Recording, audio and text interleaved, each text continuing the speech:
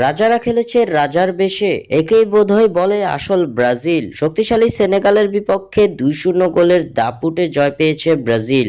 লন্ডনের এমিরেটস স্টেডিয়ামে এদিন দাপট দেখিয়েই জিতেছে সেলেসাওরা। এদিন শুরু থেকেই সেনেগালের উপর চড়া হয় কার্লো আনচেলত্তির দল। প্রথমার্ধের শুরু থেকেই সলিড ডিফেন্স ধরে রেখে সেনেগালের রক্ষণ বেদের চেষ্টা চালায় সেলেসাওরা। একের পর এক আক্রমণ চালিয়ে ব্রাজিল সফলতার দেখা পেয়ে যায় প্রথমার্ধের 28তম মিনিটে।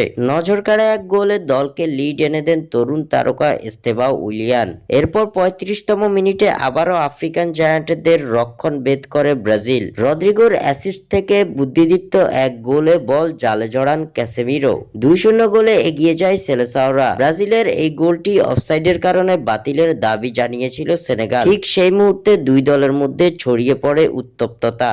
এ সময় ভিনিসিয়াস জুনিয়র ও এদার মিলিটাওর সঙ্গে হাতাহাতিতে জড়িয়ে পড়েন সেনেগালের অধিনায়ক। শেষ পর্যন্ত ব্রাজিলের ঝুলিতেই যায় গোলটি। 2-0 গোলে এগিয়ে যায় 5 বারের বিশ্ব চ্যাম্পিয়নরা। এই লিড ধরে রেখে দ্বিতীয়ার্ধেও রক্ষণ সামলে গেছে ব্রাজিল। একের পর এক আক্রমণে গেলেও সেলেসাওদের ডিফেন্সের কাছে পরাস্ত হতে হয়েছে সেনেগালকে। শেষ পর্যন্ত 2-0 গোলের জয় পায় 5 বারের বিশ্ব চ্যাম্পিয়নরা। স্বাক্ষর থেকে সাদবিন ইসলাম।